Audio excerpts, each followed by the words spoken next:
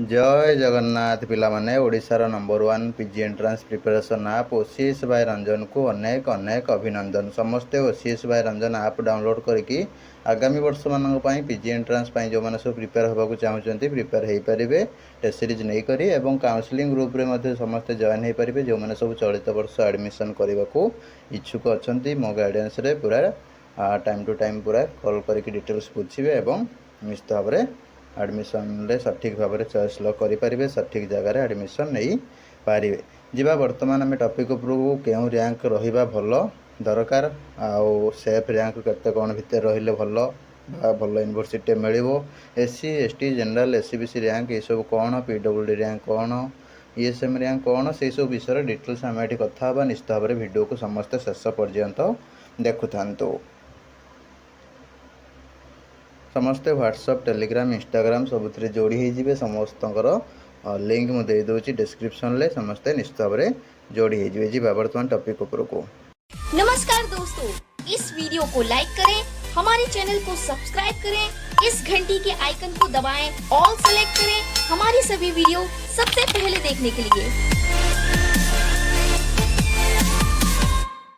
पिला माने result link तो तुम मानक सब प्रोवाइड करी आउ थे भी दे दूची कमेंट बॉक्स रे पिन कर दूची से लिंक रे क्लिक करके तुम अच्छी PG entrance subject admission subject roll number captcha देकी शो मारे तुम ये टाइप सब आसीज तुम सीरियल नंबर सब गुड़ाक अपलोडिंग चली हायर एजुकेशन डिपार्टमेंट जेहेतु दौना डेट ठीक अच्छे हूँ डेटा डिक्लेयर हो गले सागे सागे तुमको शो कर दिखाते सब रेडी हो रहीगला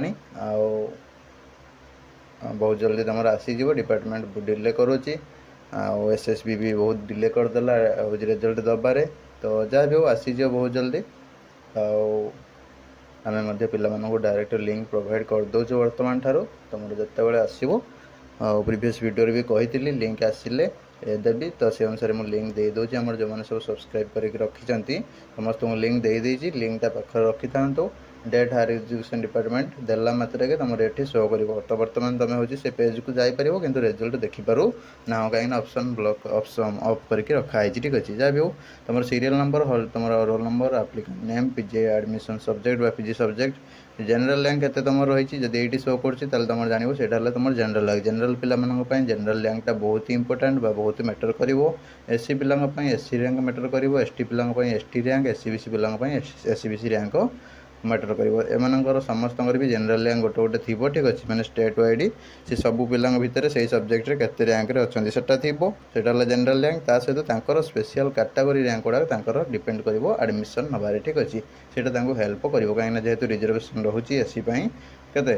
16.25 पखापाखि एसटी 22.50 पखापाखि जहाँ मोर मन पड़ू 11.5 समथिंग रोचे तुम के 50 समथिंग रोचे एससीबीसी ठीक अच्छे जहाँ भी हो ये जो रिजर्वेशन रोचे तो से बेसिस रे तुम मैंने बहुत सारा बेनिफिट पाइब तो निश्चित भाव में तुम कैटेगरी रैंकटा तुम हेल्प कर एडमिशन पीडब्ल्यूडी 5% रिजर्वेशन थाए तो 5% तुम पीडब्ल्यूडी रैंक जहाँ थी सब तुम मैंने जाणी रख तुम भल यूनिवर्सिटी भल ऑटोनोमस निश्चित भाव में हो जो मैंने हैंडिकैप्ड पिला 40% प्लस डिजेबिलिटी रोचे ठीक अच्छे तो निश्चित भाव में तुम भल जगह एडमिशन हो कहीं चिंता करार ना ईएसएम पिला तुम भी बहुत ही बेनिफिट मिले ठीक अच्छे एसडीपी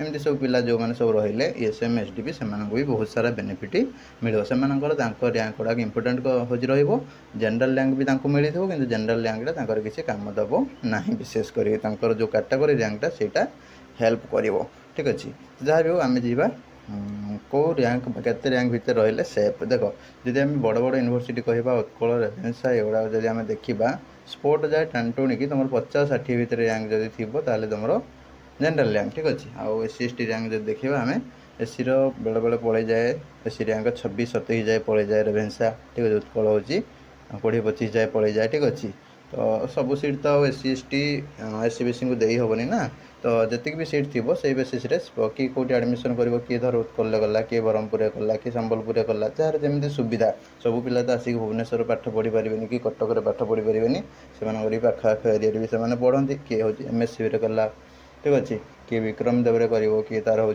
संबलपुर कर किए जीएम कर ठीक अच्छे जार जो इच्छा है से करेंगे कितु जदि आम सेफ रैंक देखा यही टाइप जनरली रही है 50-60 ଭିତରେ ଯଦି ଜେନେରାଲ ର୍ୟାଙ୍କ ରହୁଛି ତାହେଲେ ତୁମେ ଗୋଟେ ଭଲ ୟୁନିଭର୍ସିଟି ଉତ୍କଳ ରେଭେନ୍ସା ଭଳି ପାଇପାରିବ।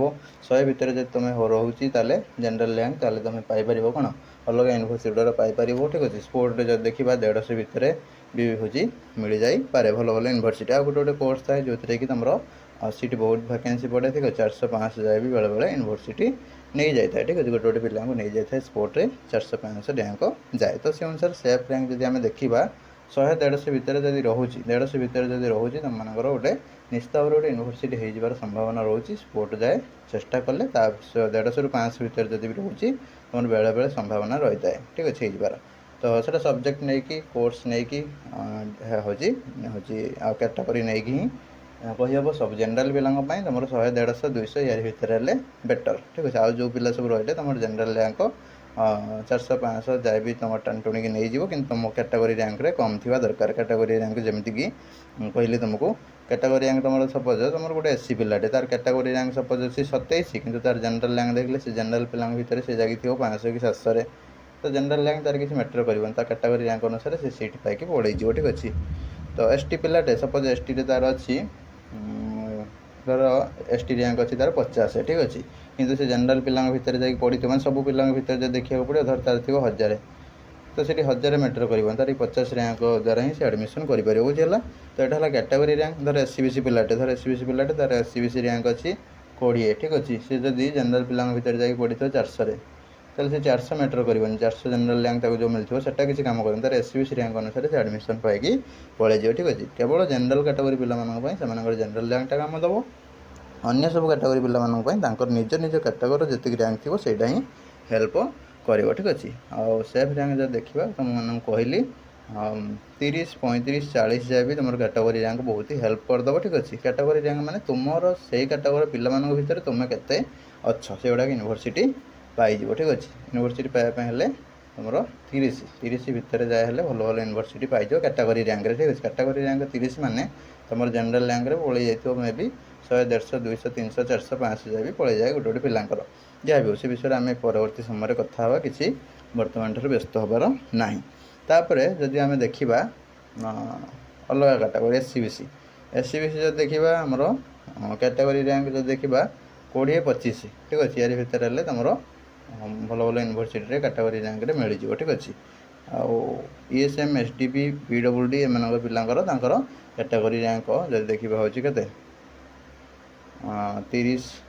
20-30 ଏଇ ରେଞ୍ଜ ଭିତରେ ରହିଲେ ବି କ୍ୟାଟାଗୋରୀ ର୍ୟାଙ୍କ ଭଲ ୟୁନିଭର୍ସିଟି ମିଳିଯିବ। ଯଦି ଅଟୋନମସ୍ କଥା ଦେଖିବା ତୁମର କ୍ୟାଟାଗୋରୀ ଜେନେରାଲ ପିଲାଙ୍କର ଯଦି ଦେଖିବା 300 ପାଖରୁ ନେଇକି 600-700-800 ଯାଏ 900 ଯାଏ ବେଳେବେଳେ 1200 ଯାଏ ବି ପଳେଇଯାଏ। ଠିକ୍ ଅଛି। ଅଟୋନମସ୍ରେ ସେଫ୍ ର୍ୟାଙ୍କ ମାନେ ଏଇ ରେଞ୍ଜ ଭିତରେ ରହିଲେ ତୁମର ର୍ୟାଙ୍କଟା ଅଟୋନମସ୍ ହେଇଯିବାର ସମ୍ଭାବନା ଥାଏ ଜେନେରାଲ ର୍ୟାଙ୍କ। ଠିକ୍ ଅଛି।